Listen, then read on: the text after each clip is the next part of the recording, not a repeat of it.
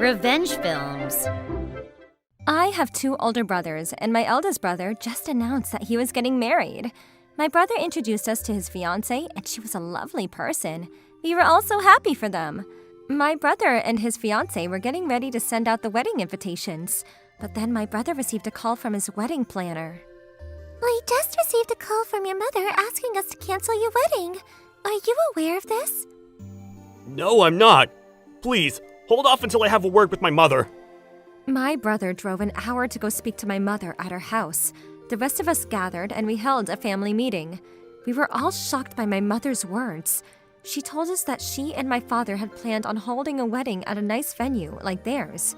But then her in-laws canceled the reservation at the wedding venue. In the end, she and my father got married at the house of my father's parents. My mother was very unhappy about this because she wanted to hold a wedding at a venue of her choice. Her in-laws allowed her to wear a traditional kimono for the occasion, but her hair and makeup was done by my father's older sister, my aunt, and my mother was not happy about the outcome. My mother was also unhappy about the fact that she didn't get to choose her own wedding guests.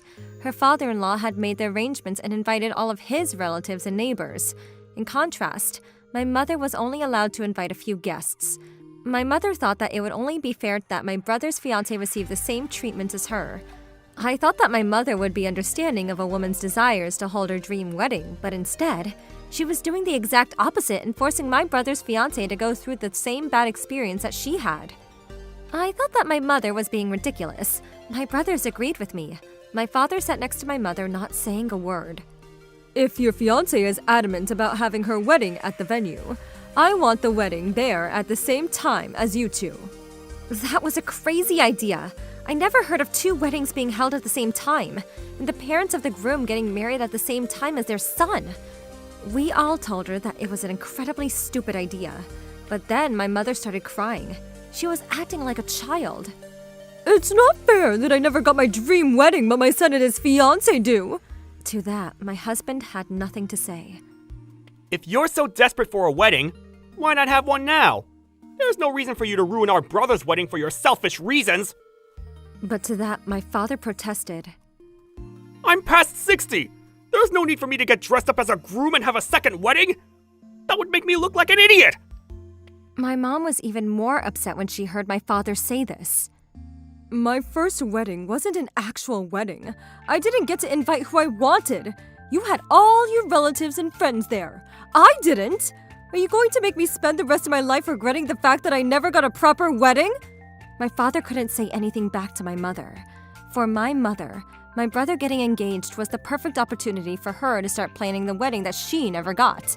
We all told her to her face that she was being absurd, but she wouldn't listen. The family meeting turned into a family argument, and we weren't able to resolve the issue at hand. My brother has no plans to cancel his wedding, but my mother called his wedding planner every day, urging her to cancel her son's upcoming wedding. The wedding planner always gave my mother the same response. She would say, I will check with your son about that. But my mother didn't give up. She began to buy wedding magazines and cut out photos of her favorite dresses. Do you think that this kind of style is too young for me? What about this one? Will this color go well with my skin too? Had my mother gone senile? It was her son's wedding, but she was pretending that it was her wedding that was coming up. My father continued to ignore my mother's irrational behavior. Mom, why don't you and Dad plan your own wedding on a different date? We would be okay with that. Or maybe you can both get dressed up and take some wedding photos. Wouldn't that be nice? What's wrong with me having a wedding the same day as my son? How many times do I have to tell you that I don't want to get dressed up as a groom? It's embarrassing! I felt really bad for my brother and his fiancée. My brother's fiancée was really nice. This wedding was supposed to be about her, but she didn't complain about my mother's insane behavior. If I were in her shoes, I'd be pissed off at my mother-in-law-to-be. I didn't understand why my mother was making such a big deal out of this. If my future parents-in-law suggested a joint wedding, I'd rethink marrying my fiancé altogether. Or if I asked them for permission to have a joint wedding with my parents, my future parents-in-laws would be equally shocked. And the guests of my brother's fiancé would wonder why they were being forced to attend the wedding of two strangers. My parents were over 60 years old. Shouldn't they be acting like adults here? My brother and I have been giving money to our parents ever since we all got jobs. My eldest brother gave the largest amount to my parents, and I thought that my mother should be more considerate of his feelings. She was being selfish. Since my brother gave my parents a considerate amount of money each month, he didn't have much savings, so his fiancée and her family had kindly offered to pay for most of the wedding fees. I was touched by my brother's fiancée's kindness.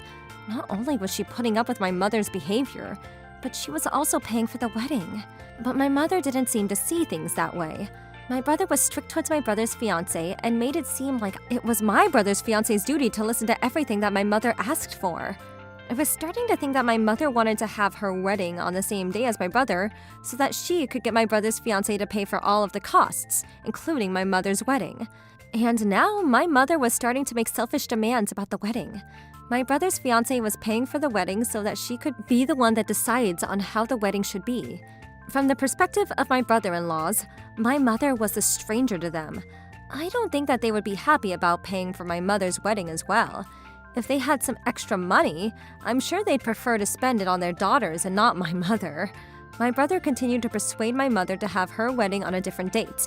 No matter what he said, my mother wouldn't change her mind, and we didn't understand why she was being so stubborn. I could relate to the fact that my mother was upset about not being able to have her own dream wedding when she was younger. But this gave her no reason to ruin my brother's wedding. If anything, she should be more supportive and help give my brother and his fiancée the perfect wedding. I was also annoyed with my father, who protested in his own way, but didn't have the courage to tell my mother that what she was doing was wrong. This argument was going nowhere, and I felt sorry for my brother. In the end, he gave in and said, Fine. If you won't change your mind about this, I have no choice but to cancel my wedding.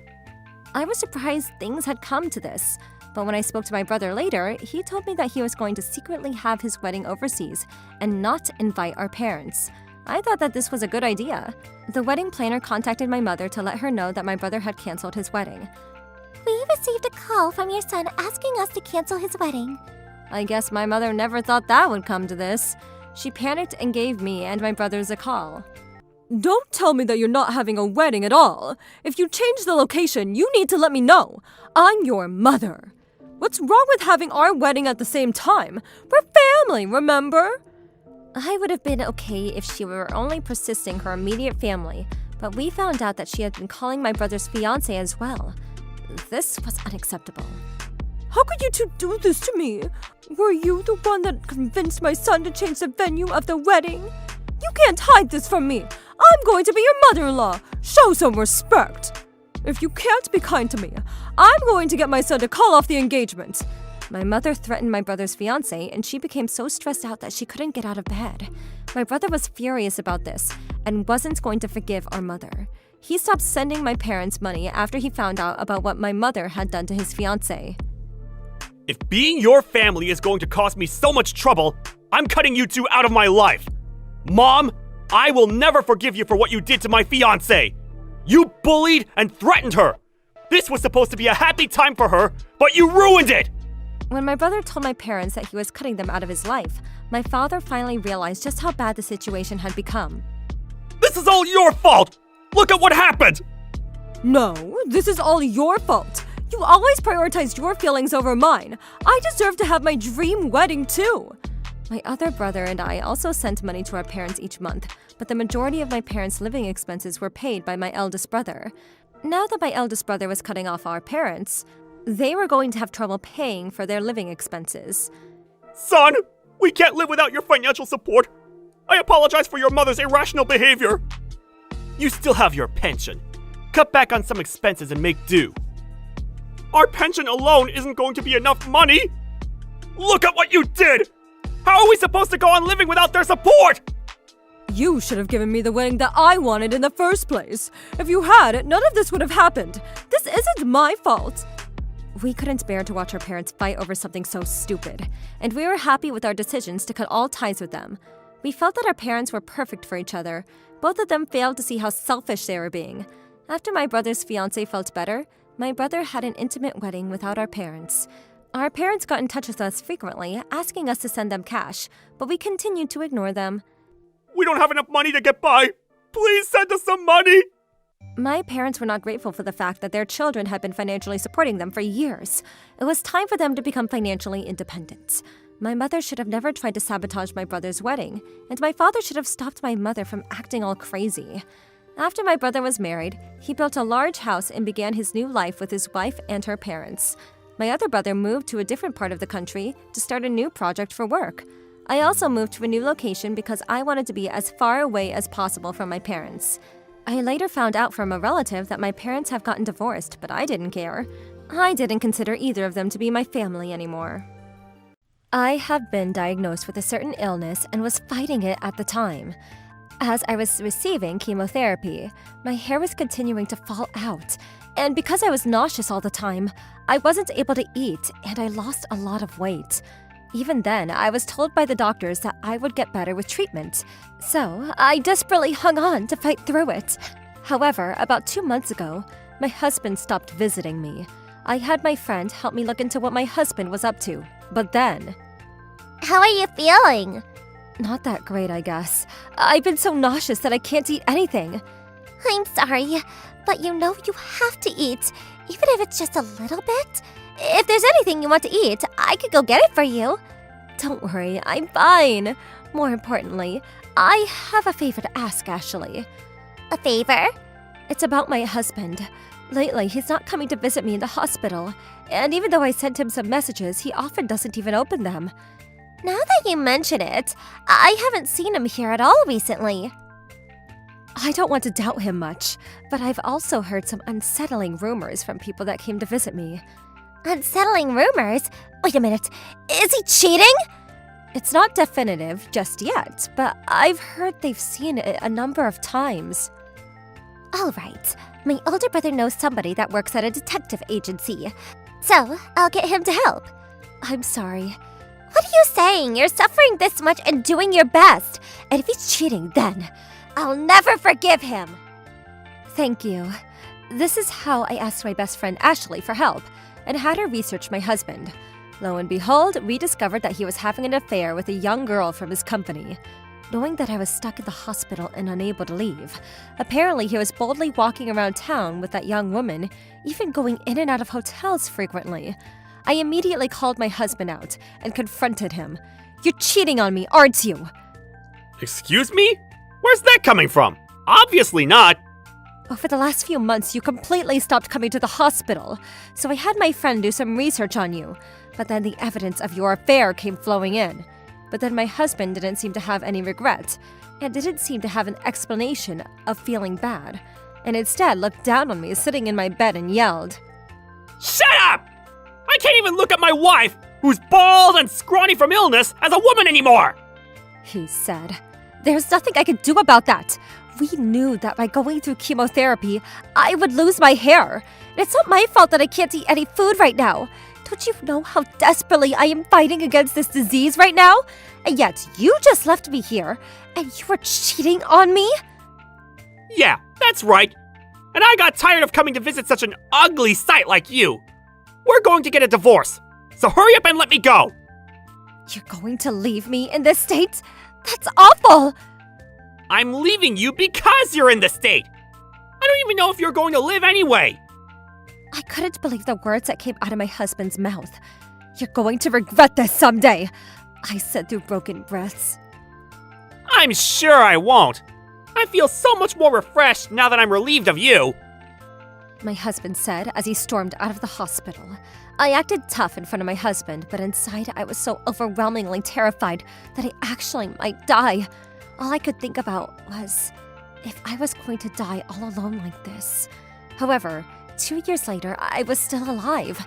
Thanks to the chemotherapy, I was able to overcome my life with the disease, and I had recovered to the point where the doctor said I was fully healed, and I was living a normal life. And actually, within those 2 years, I had met somebody new, and I remarried. My current husband is the man who was by my side the most while I was battling my disease, and he was my main doctor in the hospital. After being treated so horribly by my husband, I had lost all willpower to fight against the disease, and every day I was barely getting by. At that point, I was fine to die, so I had also stopped eating completely, but the person who saved me was my current husband. And then the effects of the chemotherapy were finally showing, and little by little the disease started to disappear.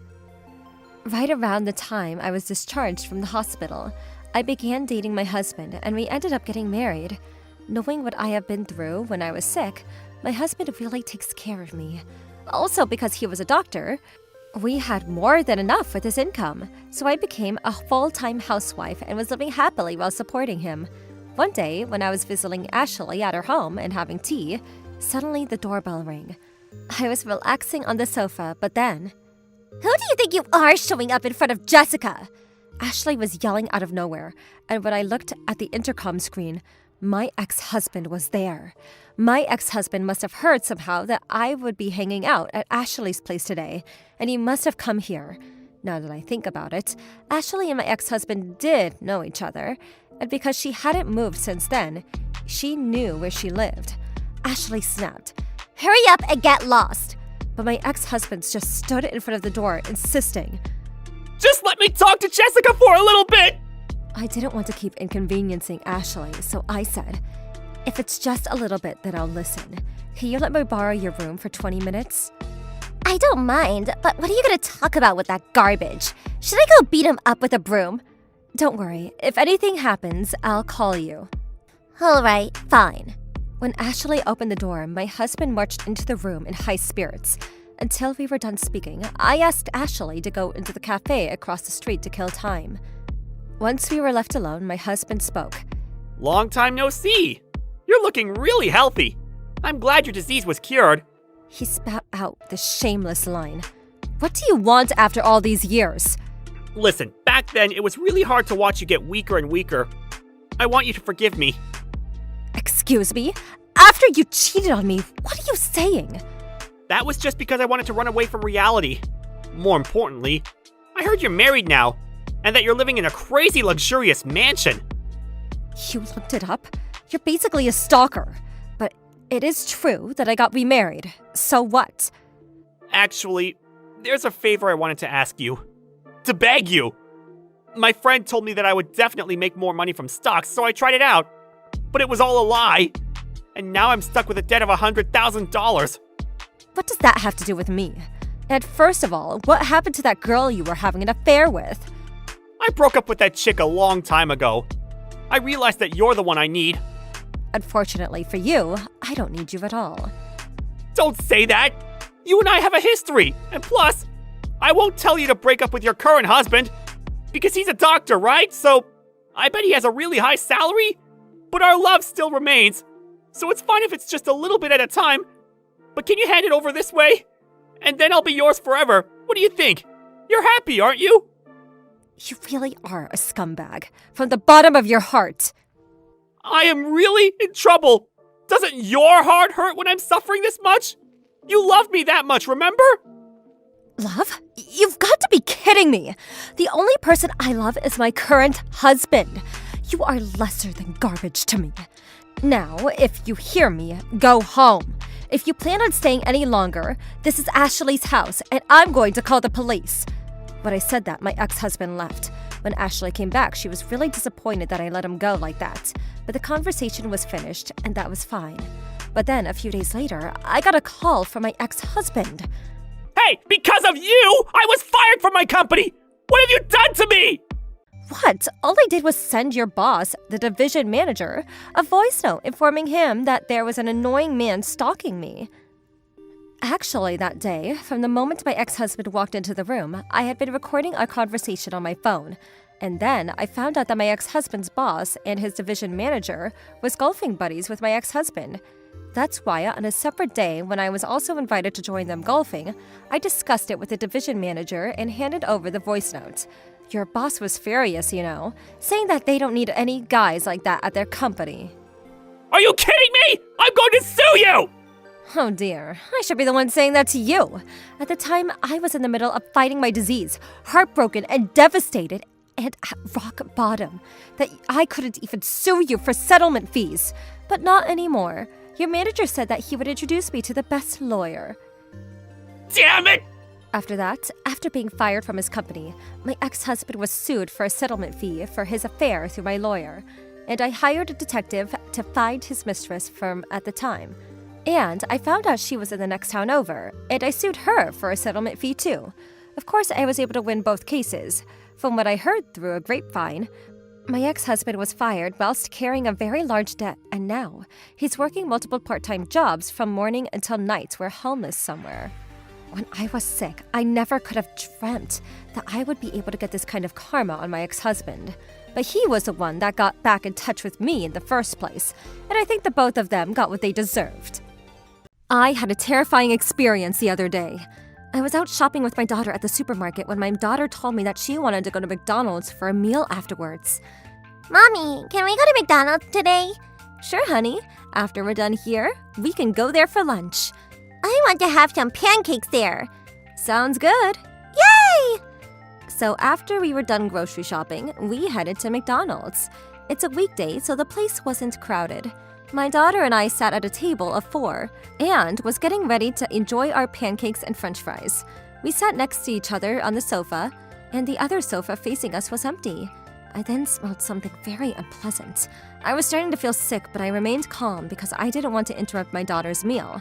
I looked around to see if there was anyone near us that could be the cause of the smell. I saw a chubby old man buying food. He was dressed in dirty clothes, and it was clear that he hadn't bathed in a while. This was when my daughter noticed the smell as well. She didn't say anything, but I could tell from her expression that the smell was bothering her. I could see that the other customers felt the same way. They were all put off by the smell, but were trying to remain calm. I decided that the best thing to do was finish our meal as quickly as possible and leave. To my horror, the smelly old man had sat down at our table. He was now facing us with a drink that he had ordered in his hand. I didn't understand why he sat at our table. There were many other empty tables. I glanced over to the man, but it didn't look like he was leaving the table anytime soon. I wanted to change tables right away, but I didn't want to be rude either. I didn't know what to do. What did he want from us? I took a closer look at the man to see if I recognized him, but I didn't. The man opened up a crumpled newspaper and began reading it. He didn't seem to care that we were seated at the same table as him. What surprised me the most was that he started eating my french fries as if they were his own. I was speechless, and now that he had touched my french fries, I didn't want them anymore. I now realized that he sat down at our table so that he could steal our food. He never looked at us directly, but was looking for the right opportunity to take our food, and his smell was really getting to me. I wanted to get out of this undesirable situation ASAP. I was trying to figure out a way to resolve this without causing any trouble. The man continued to eat the fries without a care in the world. My daughter must have been scared because she was clinging on to me. I had to fix this. My daughter and I couldn't tolerate the smell any longer. I didn't want to upset the man, though. I was afraid that he would take it out on us. The man was almost finished eating all of my fries. He was now looking at my daughter's pancakes. I clung onto my daughter as well in order to reassure her. Excuse me. One of the women working at McDonald's came over to me and handed me a receipt. It seems that I made a mistake on your order. Could I please ask you to come over to the cash register? I was relieved that my daughter and I now had a reason to get up from our table. I picked up our things and ushered my daughter to follow me. The waitress held my daughter's hand and urged her to get up from the table. The man remained at our table and was now eating my daughter's pancakes. I didn't care, to be honest. I was grateful to the waitress for giving us a reason to get away from our table. Then another person working at the store handed my daughter and I 2 brown paper bags with food inside. We didn't order this. Yes, this is on the house. Please take it with you and enjoy your meal at home. Inside the bags were our original orders plus some burgers and nuggets. I was very grateful. Are you sure? The staff member glanced towards the old man and nodded towards me. Yes, we apologize for any inconvenience caused to you and your daughter. The staff working at McDonald's had been watching us and made sure that my daughter and I were able to leave the restaurant without any trouble. I was relieved that no harm had been caused to my daughter thanks to the help of the staff working at McDonald's.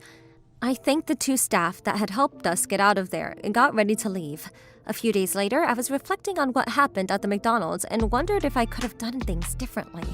Perhaps I should have reported the incident to the police so that the same thing didn't happen to anyone else. It wasn't the restaurant's fault, but they gave me some free food to take home anyway, and I felt a little bad about it too. So I decided to go back to McDonald's again, this time with my husband. I asked my mother to babysit my daughter. When I got to the restaurant, I wasn't able to find the 2 people that had helped me a few days ago. But then, one of the staff that I recognized came out to greet us. I'm sorry for what happened the other day. I'm sure that you and your daughter were frightened. It wasn't your fault, and if it weren't for you, we wouldn't have been able to leave the restaurant, so thank you. And also, thank you for the food that you gave us.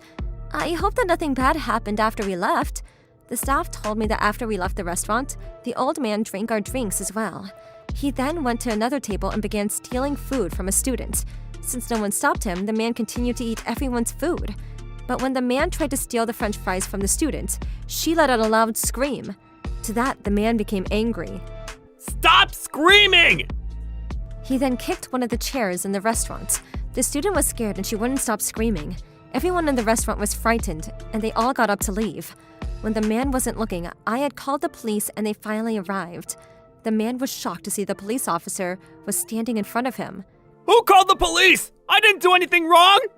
Although the man resisted, the police officer arrested him. The man was questioned at the police station and was charged for other past crimes as well. As I had predicted, the man was homeless and would often try to steal food from others. The man hadn't been caught until now because he would run away each time he thought that there might be danger. So in a way, the restaurant was grateful that I had called the police beforehand. I was lucky that the man didn't find out that I was the one that had called the police on him. If he had known, he probably would have lashed out at me and my daughter. The staff had gotten my daughter and I out of the restaurant safely before it was too late. I was in panic that day, and if the two women at the restaurant hadn't helped me, I'm scared to think about what would have happened next. I was worried that my daughter wouldn't want to go back to the restaurant after what happened, but she said that she was happy to go back because the people that worked there were nice to us. So I agreed with her. Daddy, did you know that the people working at McDonald's helped us get away from that scary old man? And they gave us some food to take home with us. Wasn't that nice of them? Is the other woman from the other day working today? I'd like to thank her as well for helping us. Actually, it's her day off today. I'll let her know that you stopped by. After that, my husband and I bought a lot of food from McDonald's to take home with us. I'm sure that the people working at the restaurant were equally scared, but they were professionals and put our safety first. I couldn't thank them enough. I told myself that I would thank them by visiting their restaurant frequently and eating there. My name is Thomas Henderson, 30 years old. I have a wife and a daughter who will be turning 8 years old this year. The company I work at gives an average salary, but I have to stay and work unpaid overtime every day until the last train. I don't have any days off, and I haven't been able to spend any time with my family. Then one day, as usual, my boss suddenly instructed me to go on a business trip, and I was upset as I got on the last train home. When I got home, it was already 1 o'clock at night, but the light was still on to my daughter Kelly's room. Did she forget to turn off the light? I thought as I walked into her room, but Kelly was still awake and looked like she was practicing a dance. Kelly? Why are you still awake? Mom said I have to do this dance step at least 100 times a day or else, so... 100 times? I see. But it's already 1 a.m., you know. You need to go to sleep today. Don't you have school tomorrow? Kelly was going to a dance school, and I was touched to see that my daughter was working this hard and practicing so passionately. I was motivated to work extra hard for my family as I tucked Kelly into bed. Don't you think you're being a little too Spartan? If you're going to make her practice until this hour, surely that's not good for Kelly's growth. Huh? What are you saying? If she doesn't work hard, she's not going to pass the idol group auditions that we secured next month. Sarah was trying to make Kelly famous, and for that, the majority of our expenses were spent on Kelly's various lessons. And believing that this was for Kelly's future, I had agreed. You really are so mediocre. You don't have any skills or talents. You realize that's why you have to work at such an underpaying and overworking company, right? I'm giving that girl some tough love, so that the same thing doesn't happen to her. You don't have to say it like that, though. Plus, there's no way it's fun for Kelly if she's being forced to do it. Yeah. It's pointless for a mediocre person like you to say anything. I'm going to make that girl a star no matter what. And if you're going to get in my way, I don't mind getting a divorce. Saying that, Sarah disappeared into the bedroom. I knew that her love towards me had dried out long ago, but I still believed that she had more love than anyone towards Kelly. Until that moment. A few days after that, I was working hard on my business trip, and 3 days had passed since I left my home. That day, A meeting with a business partner was canceled due to their scheduling conflict, and in a very rare occurrence, I was able to go home while the sun was still out. When I opened the door to the house, a shockingly hot gust of air drifted out. At first I thought that maybe in the middle of the summer, if you don't open any windows, it can get this hot. But when I walked into the room, the heater was on. And in the corner of the living room, Kelly was lying on the floor. Kelly, what's wrong? Hang in there! Daddy, help me. It's so hot. With those words, Kelly lost consciousness. I called her name multiple times, but she wasn't responding. I panicked and called an ambulance and had her taken to the hospital. During that time, I tried to call Sarah's cell phone, but I couldn't get a hold of her at all. The results of the tests at the hospital were heat stroke and malnutrition.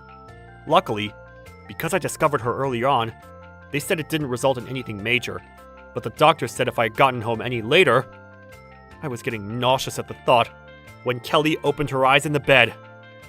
Dad, is that you? Thank goodness. Kelly, what on earth happened? And look at you! You're so skinny! Mom said I needed to go on a diet, and she locked me in. Sarah did? I'm going to get yelled at by Mom again. I don't want to be hurt again. Whilst calling it a diet, she had put the heater on full blast and left the room in a sauna-like state, holding our daughter hostage. Kelly was completely at her wit's end, and with tears streaming down her face, she told me all about the terrifying training that her mother had put her through until now. If she was a little bit late coming home from school... You're late. I told you to be on time, and yet you're still 5 minutes late, you idiot. I'm very sorry. I was on cleaning duty today, but I ran as fast as I could to get home. Yeah, I don't want to hear your excuses. As a punishment, 50 crunches. Also, did you memorize your lines that I gave you yesterday for the interview? I am very sorry. I had my homework for school. I have half of it memorized, though. Are you kidding me? That promise was that you would remember it completely, right? Give me your arm. She would apparently hit Kelly on her arms, her legs, and her back with a metal ruler until she would be able to memorize the lines.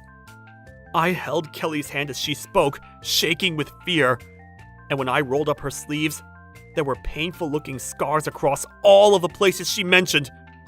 Kelly, I'm sorry. I'm so sorry. You didn't do anything wrong, Dad. Because you're always working so late, I wanted to become famous so that I could help you even a little bit. At the same time as my anger boiling inside of me, I also felt incredibly pathetic that I was such an incompetent father, that I let my daughter get to this point.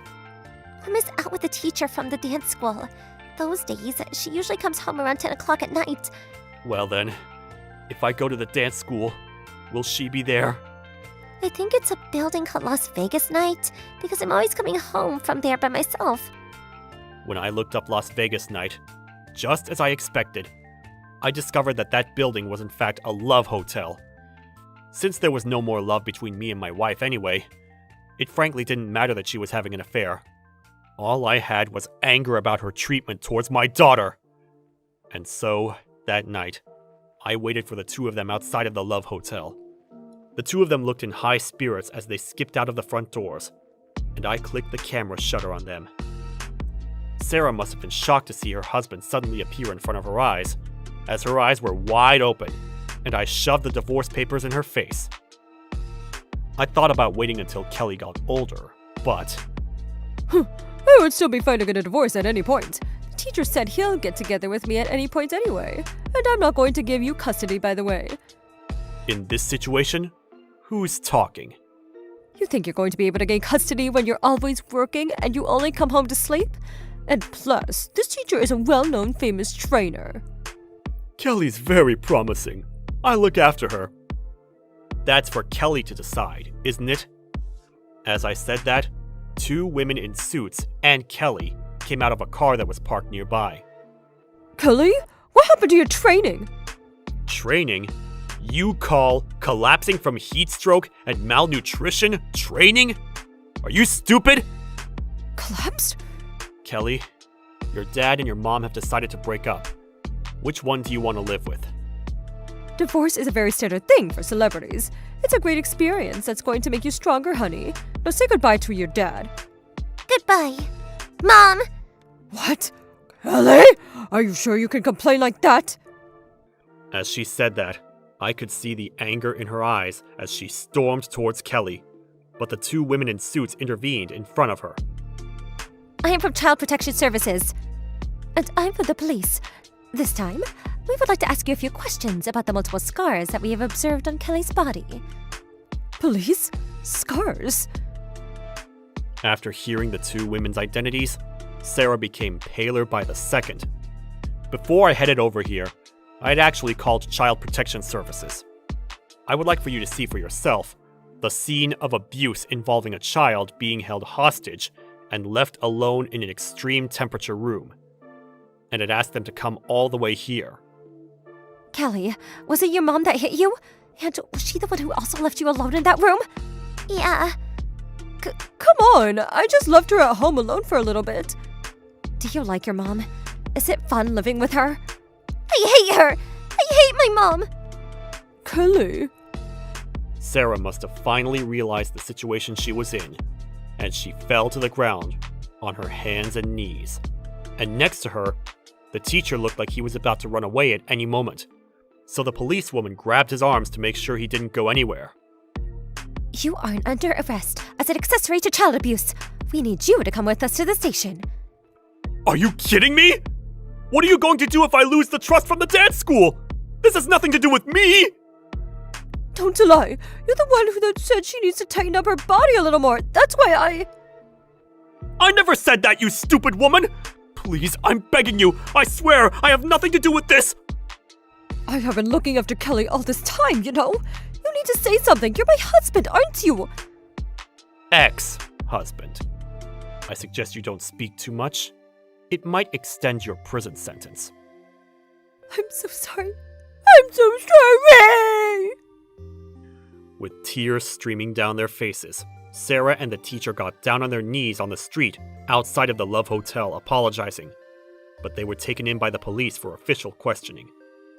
After that, the divorce was officially completed, and I was able to get full custody of my daughter. Sarah was arrested and is currently still being tried for child abuse and neglect, but she was ordered to pay the settlement fee for the affair as well as child support fees.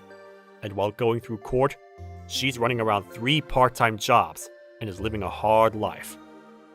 Similarly, word spread about the teacher having an affair with one of the married moms and was let go from the dance school.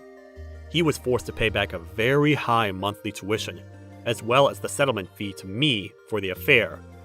And I heard he's carrying a large debt as he's working without any days off. I wanted to increase my time with Kelly, and I changed jobs. I'm struggling to find my rhythm in the new environment, but I'm enjoying my job much more. We moved back to my parents' house, and Kelly has gotten both her smile and her health back. From now on, I look forward to protecting her growth, right by her side. I have a boyfriend named Sean, and we've been dating for 3 years now. We both work full-time, and I happen to be working at a subsidiary of his employer. Sean is very hardworking, and I respect him for that. We talked about marriage and had plans to get engaged when the timing was right. One evening, Sean and I were out for a romantic dinner. When we get married, would you consider moving closer to my parents? I wasn't picky about where we lived and wanted Sean to be happy. Sure, I have no problem with that. I didn't think that we'd be getting married anytime soon because we both loved our jobs and were really busy. I thought that we were just talking about tentative plans and nothing was set in stone. When we get married, we need to split the household chores too. I intend on continuing to work full-time.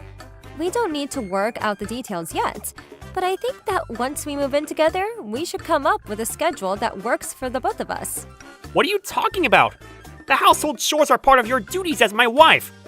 I don't have time for that. I was shocked to hear those words come out of Sean's mouth. I had no idea that he felt that way.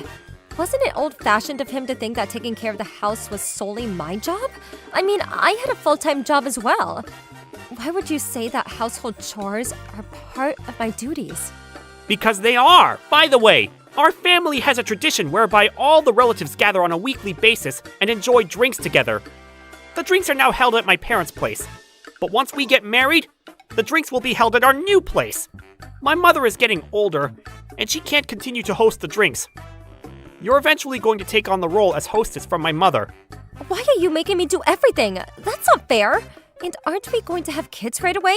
If we do, I won't have time to be hosting drink parties every week. I was pretty good at keeping my own house clean, so I knew that even after I got married, I would do my part in keeping our new home clean. I was worried about Sean, though, because his place was pretty messy and the clutter didn't seem to bother him. To be honest, I was put off by the fact that Sean left his dirty socks on the floor and kept his home untidy. If I didn't help him clean up, he would leave dirty dishes out on his table for days, which was disgusting. I was willing to put up with his flaws because I loved him, but seeing that he wasn't going to change his ways for me, I was starting to rethink our plans for marriage. If he didn't at least try to work on his lazy behavior, I wouldn't be able to work a full-time job and also take care of the chores on my own. I couldn't understand why he was being so inconsiderate.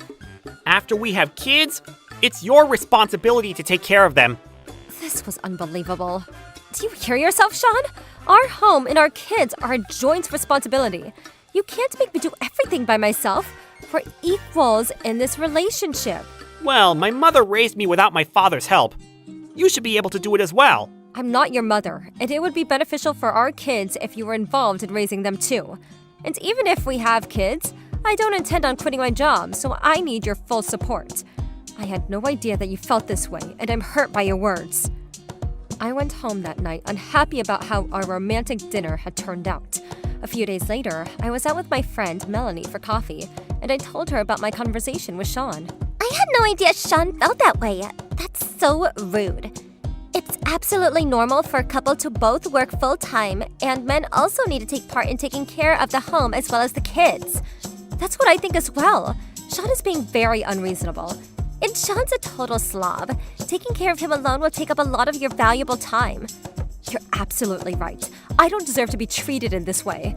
And I don't want him to think that by marrying me, he'll get out of doing his chores. That totally sucks for you. You're not his housekeeper. You have a great career, and there's no need for you to settle down with a loser like Sean. You have a point. I just started working on this huge project at work, and I've been assigned as a team leader.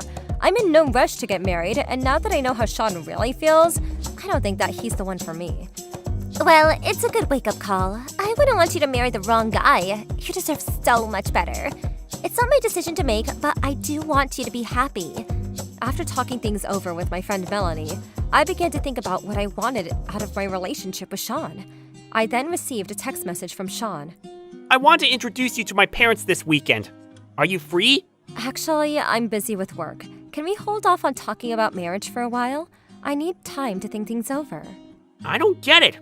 What's the matter with you? Aren't most girls thrilled when their boyfriends offer to introduce them to their parents? After I found out about how you feel about our life after getting married, I wasn't so sure that we wanted the same thing out of our life. Why would you say that? We've been together for 3 years now. Marriage is where we're headed. I can't work full-time and take care of the house on my own. Why not? You haven't even tried. So you don't care about the future of our relationship then? That's not the point, but either way, even if we were to get married soon, it's not going to work out if we're not on the same page. So you're saying that you want to break up with me then? If you're not willing to change your ways at all, I think that is the only thing that we can do. Fine. Then let's break up. Sean then hung up the phone on me. I cared for Sean, but now that I know that our values are so different, breaking up seemed like the best thing to do for us. The following week when I got home, I was shocked that there was a crazy rumor going on about me. Sean worked at the peanut company, and I was an employee of the subsidiary. Sean had used his power to get back at me. Sean and I hadn't kept our relationship a secret from our colleagues. Sean lied to everyone and told them that I cheated on him and I dumped him. When I got to the office, people were giving me cold stares. She's the one that cheated on her fiancé with multiple guys, right? Yeah, I feel so sorry for her fiancé. Nobody deserves that. I was so shocked to hear that my colleagues believed Sean's words over mine. Due to the stress, I became ill and took a few days off of work. A few of my close colleagues believed my side of the story, but I was hurt that so many people believed Sean's side of the story instead of mine. It made all the difference that Sean worked at the parent company. People believed his word over mine. The workplace that I loved had now turned into a nightmare. A week later, my friend Melanie found out about what was going on at my workplace, and she was furious with Sean. Melanie also works at the parent company, and she was going to do everything in her power to clear my name. She was concerned that I had taken nearly 2 weeks off of work as a result of my breakup with Sean. Melanie told everyone my side of the story. Now that everyone knew that Sean had been lying, they were all furious at him, especially the female colleagues. How can Sean make up such vicious lies about her colleague? It's unforgivable. It's not possible for one person to have a full-time job and take care of the house and the kids by themselves. Sean just wants to have an easy life and dump all his responsibilities on his future wife. It's not fair to her. And after he got dumped, he spread vicious lies about his ex-girlfriend, and that is unacceptable. No one should marry a loser like Sean. I totally agree. Sean's plan to get back at me was a big failure. With Melanie's help, I was able to get everyone to see Sean's true colors. Melanie called me and told me what was going on at my workplace. Are you feeling better? You don't need to worry about your colleagues anymore. They know the truth about Sean. After speaking to Melanie, I got up the courage to go back to work again. As soon as I arrived at the office, my colleagues who had said mean things about me behind my back came up to me and apologized for their behavior. We're so sorry about the mean things we've said about you. The bad rumors about me stopped, and instead, Sean was now being criticized for his behavior. The female employees at the parent company were not happy with Sean. I can't believe that Sean made so many condescending comments about women. How rude. How sexist of you to say those things about your ex-girlfriend. You should be ashamed of yourself. With the cooperation from his female colleagues, Sean was not able to perform well at his company. Sean called me asking me to put a stop to this, but I told him that I was not interested in helping him out after what he did to me. Please help me convince my female colleagues that I'm not a bad guy! We broke up, and I'm not going to protect you. You need to fix your own mess. 6 months later, Sean was assigned to a different department in a remote location as his sales numbers had gone down considerably. I hope that Sean finally sees that he made a big mistake by looking down on women. I was very grateful to my friend Melanie for helping me get out of this nightmare. I was going to thank her by taking her out for a nice dinner. One day, during work, I was caught in an accident and injured my leg, and I became what you would call a disabled person. Thanks to surgery, my life was saved, and I'm able to move. However, because my work was in construction, I wasn't able to go back to my job. My wife was a full-time housewife, and we had a daughter in 8th grade. My daughter was always really mindful of my body and what I couldn't physically do, so she did her best to support me. Because I was no longer able to work, of course I would be at home. But then one day, my wife said, Seeing you at home and watching you unable to move freely is really irritating. Sorry, but I want to live separately for a little bit. I didn't know what to say. The accident wasn't my fault, but to hear my wife say that to me, I was overwhelmed with shock. But maybe it was inevitable that she would get annoyed with me being at home and in her way, and that because I wasn't working, she might feel this way. And to be fair, watching me drag my leg around the house from her point of view might make her feel that way. I left my wife and my daughter there, and I decided to go back to my parents' place for a little while. Not too long after I started living back at home, I got a call from my wife saying, We don't have any money and can't survive. Because it was an industrial accident, we would be covered by insurance and the settlement from the accident, and I didn't think it would be that bad. But I was told that it was going to take some time for the money to come into my account due to all of the necessary paperwork, and I had accepted this. I felt the responsibility that I wasn't proactive enough, so I couldn't say anything back to my wife. Even if I did, I told her that because I was now disabled, that our lives were going to be a little more difficult. I didn't think there was anything left I could say. I feel like I had no choice but to give her my credit card and tell her, You can use this to pay what we don't have enough for. After coming to get the credit card, my wife never came back to see me. My daughter was messaging me consistently, but I was honestly depressed by my wife's attitude. One day, I went back to my house to get a change of clothes, but my wife wasn't home. I grabbed my clothes from my drawers and was about to leave the house when I found my wife's cell phone on top of the living room table. Did she forget it? I thought she was out running errands, so without thinking, I just picked up the cell phone, and there was a text message conversation displayed on the screen. There, I saw something outrageous. Much to my shock, they were messages between my wife and a man whose name I didn't recognize. I want to be with you, but if I leave him now, then people would think I'm an evil woman that left my disabled husband. So let's make it so that I'm a wife that's so exhausted from nursing her husband that I collapse.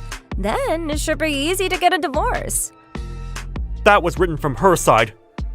With the cell phone in my hand, I was stunned. What? She's cheating on me? Since when? Divorce? These thoughts were circling around my head. It made me wonder if the reason why she sent me to my parents' house was so that it would be easier for her to have her affair. I felt the blood starting to boil in front of me. And at the same time, I felt so pathetic for believing my wife and blaming myself all this time. I had a flashback to giving my wife my credit card, so I quickly went to check the statements. And I realized that after telling me she didn't have enough money to survive, she was actually using it for her affair. When I looked at the details, there were pretty expensive male brand name clothes, as well as restaurant payments all over. Not only that, but she hadn't been paying the mortgage on the house, and it seemed like she was using all of the insurance money and settlements that we received from my accident to spoil her boyfriend. I couldn't believe it, and I wanted to confront my wife. But I knew that I needed to gather more evidence, and so I saved their conversation onto my cell phone. And that day, I went home as though nothing happened. Then, starting the next day, I got to work. First, I went to a detective agency to investigate my wife and her boyfriend. I had them find out everything from his office to his home address. Then, when I was finally about to confront the two of them, I got a sudden phone call from my daughter. Dad, Mom has collapsed. I need to call an ambulance. She said, so I told my daughter. I'll explain the situation later, but please, just don't say anything and leave your mom as is. What? Don't worry. Your mom should be perfectly fine in reality. When I said that, my daughter was clearly flustered, but she trusted me. Okay, I will. I'm going to go over there now. So can you wait at a nearby convenience store? There's something important I need to discuss with your mom. Yeah, but are you sure she's really okay? Don't worry. Your mom is just acting. My daughter was shocked when I said that, but she listened and did as I asked. Then, I gathered all of the evidence gathered from the detective agency, and I hopped into a taxi to my home. My wife was still laying there, so I said, "You can cut it out with the bad acting. Get up." When she heard that, I saw my wife's body twitch. Even then, she wouldn't get up. So I started to shower her with all of the evidence of her affair. Perhaps one piece caught her eye, because she jumped right up. What is this? What do you mean, what? It's evidence of your affair. She looked stunned as I replied to her. The other day, when I came home to get a change of clothes, your cell phone was sitting on top of the table, and your messages were already open for me to see. You were devising a plan with your boyfriend so that you could break up with me, weren't you? I'll be happy to, but of course, with the settlement fee included. Perhaps the words settlement fee shocked her, and suddenly, my wife tried to cling on to me. Wait, this is all a misunderstanding. With all this evidence, what's there to misunderstand? You even brought him into our home. I'm sorry to say, but I've sent similar paperwork to your boyfriend's house and his office. Oh, and to your parents too. You're lying! If you think I'm lying, then why don't you call them yourself and find out? It was just a little impulsive action. You're the one that I truly love. After you kicked me out of the house the moment I became disabled? What are you saying? Not only that, but you spent all of the insurance money and the accident settlement money on your boyfriend. I was just letting him borrow it. What an excuse.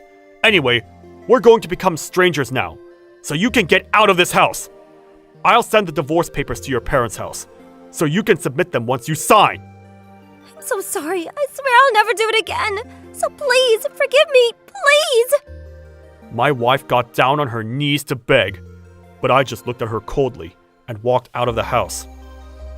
After that, my wife had nowhere to go, and apparently she went back to her parents' place. but her sister and her husband were already living there. Plus, they all found out that after I became disabled, she kicked me out and was having an affair. And not only that, but scheming to try to get a divorce from me. So they called her a cheating piece of crap and kicked her out.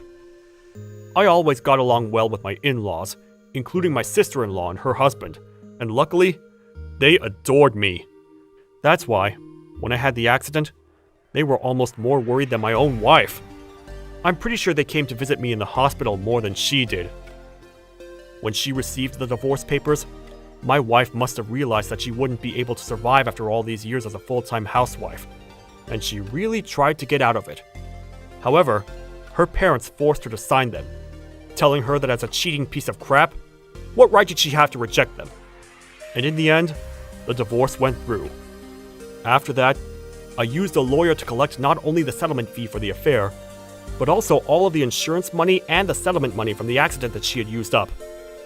My wife had already lost a place to live, so now she's living in a rundown apartment and working multiple part-time jobs, stocking shelves, cleaning, and working the register in order to pay back that money. As for the boyfriend, his wife went crazy when she found out he was cheating on her, and of course, he was fired from his company. As for the settlement fee, apparently his parents were very wary of the public eye and paid it immediately in one payment. But just like my ex-wife, he was also stuck running around from part-time job to part-time job. Especially his wife was what you might call a princess. She came from a very wealthy family, and apparently that settlement fee was no joke. But that's none of my business. On the other hand, my old boss introduced me to a new workplace that was a subsidiary of our company, and it was a job that I could do from home, so I was able to get back to work. During the divorce, custody of our daughter became a big issue, but my daughter saw right through her mom for doing nothing for me when I was disabled, and on top of that, having an affair, so she chose to live with me.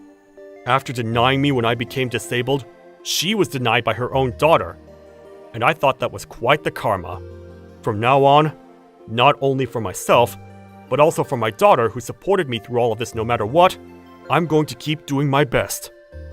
My name is Karen, and I'm a senior in high school.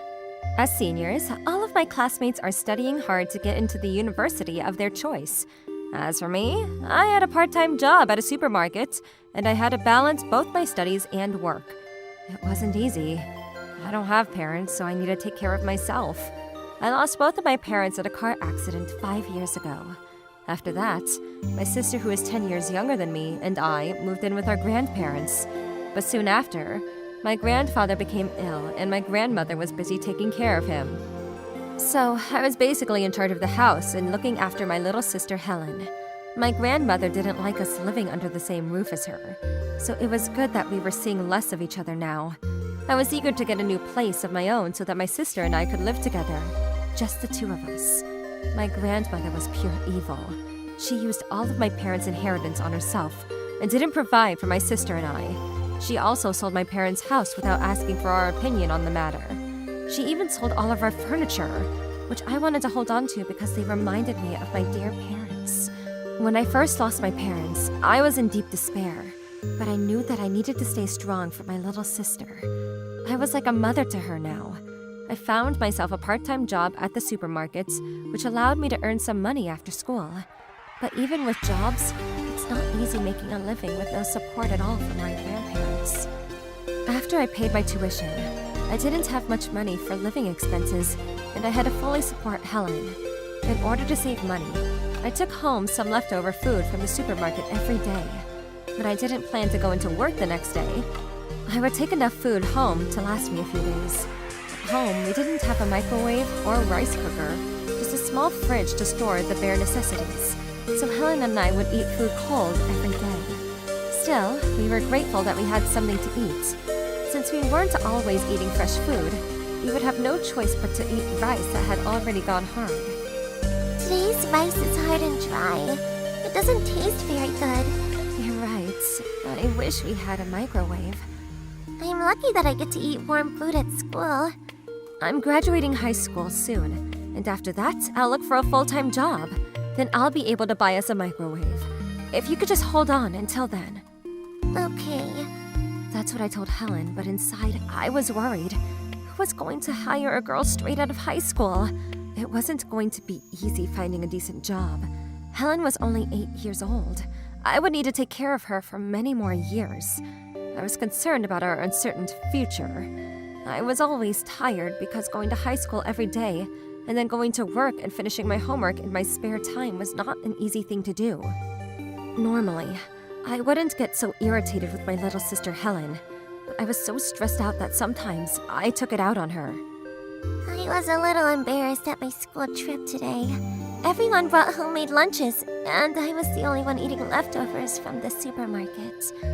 Could you make me a homemade lunch the next time? Sorry, I was too busy, and I was too tired to prepare anything. And I don't have any kitchen tools for cooking either.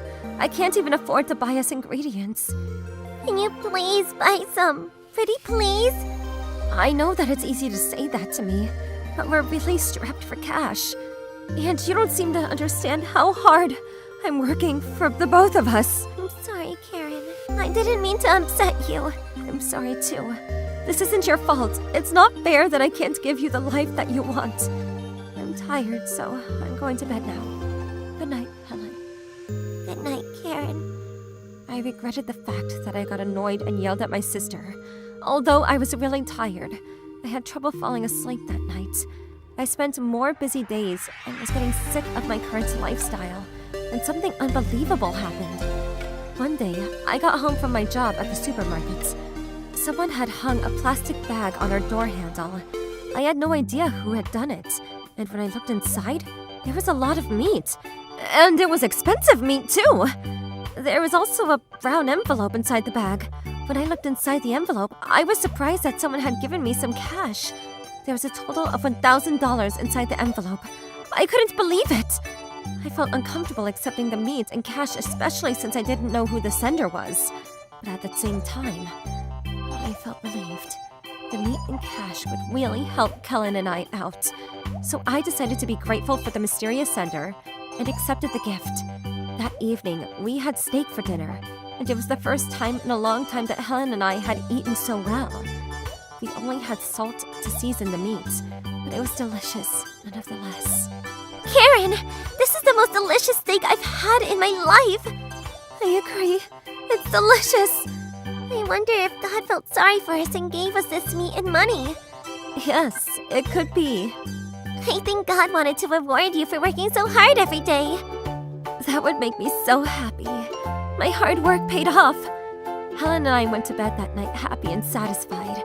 The next day at school, I wondered who had been generous enough to donate that meat and give me some money. A week passed, and I still didn't know who the mysterious person was. That day was a Friday, and I went home after finishing my job at the supermarket. I saw another plastic bag that had been hung on my door handle. Who could it be from? Again? Again? I looked inside the bag and saw that there was meat in a brown envelope once again. Helen and I enjoyed a dinner of steak again, wondering who had been so kind to send us this gift. From that day on, we received meat and some cash every Friday. I was eager to find out who was the sender. I asked the manager at the supermarket if I could take the next Friday off. I wanted to find out who the mysterious person was. The following Friday, I waited at my door for 2 hours for the person to arrive. A little after 8 p.m., I heard some quiet footsteps at my door. I checked who it was from the peephole and saw a man that I didn't know. I opened the door and took the courage to speak to the man. The man looked, stared back at me with a surprised expression. Are you the person that has been sending us meat and money every Friday? Yes. Who are you, and why are you helping us? Follow me, and I'll explain it all to you. Okay. I saw that very expensive car was parked in front of our apartment building. The man opened the trunk of his car, and inside, there are a lot of vegetables and meat. Take all of this back with you. I know that you have a young sister, and you both need the nutrition. Thank you, but could you at least tell me who you are? I can't accept all these gifts without at least knowing your name. After giving it some thought, the man gave me his business card. On the business card, it was written that his name was Nate Matthews. Matthews was my last name as well. Were we related in some way? I saw that he worked for a well-known barbecue restaurant which had changed throughout the country. In fact, he was the CEO of the company. I'm your father's older brother, which makes me your uncle. My uncle? How come we've never met before? He had told me that when I was still a baby, he had failed on one of his business ventures and became depressed. As a result, he became an alcoholic. After that, his family wanted nothing to do with him. That's why Helen and I grew up not knowing about him. It turns out that our father had helped our uncle pay back his debts, which is why our uncle felt the need to do something for us in return. My uncle found out that his little brother had died in a car accident. He was hoping that Helen and I were doing okay without our parents. My uncle eventually overcame his addiction to alcohol and started a barbecue restaurant business, which he became a big hit. He is now a successful CEO of a popular barbecue restaurant chain. I was certain that my late father would have been proud of how hard his brother had worked to get where he is now. From that day forward, Helen and I got to know our uncle, and he took very good care of both of us. Thanks to our uncle, Helen and I were able to start living a very comfortable life. Our uncle would often take us out to dinner at one of his restaurants and treat us to very nice meals. Over time, I found myself hoping that I could work for him at his company. Before I met him, I had no goals in life. I was struggling to get by every day. Now, I have the luxury to dream about making my life better. After seeing my uncle so passionate about his work, I wanted the same for myself. My uncle reminded me of my late father. After graduating from high school, I got my wish and was able to start working at my uncle's company. My uncle put in a lot of faith in me and told me that he would eventually hand over his company to me when he retired. I was now earning good money and was able to get a new and nice apartment for Helen and I to live in. We no longer had to eat cold leftover food from the supermarkets. My grandmother eventually found out that Helen and I were living happily together. She then renovated her current house so that it was easier for her to take care of our granddaughter. She also went on a lot of solo trips around the country and had used up all of our parents' inheritance. She was now broke and wanted me to give her some of my money. She apologized to me crying about her past behavior, but I knew that she was only after my money. I told her that I would never forgive her and asked her to stop calling me. She continued to call me persistently, so I blocked her number. I didn't need her to come back into our lives and disrupt the happy life that I had created with Helen. Because no one offered to help my grandmother with money, she eventually sold her house and moved into a shabby old apartment with my grandfather. Helen, I'm home! Dinner is almost ready.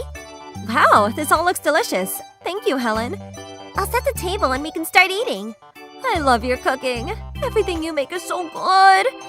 Because we had it rough when we were younger, we appreciated the life that we had now and tried to make the most of it. How was today's video? If you enjoyed it, please subscribe, like, and leave a comment. Stay tuned for more.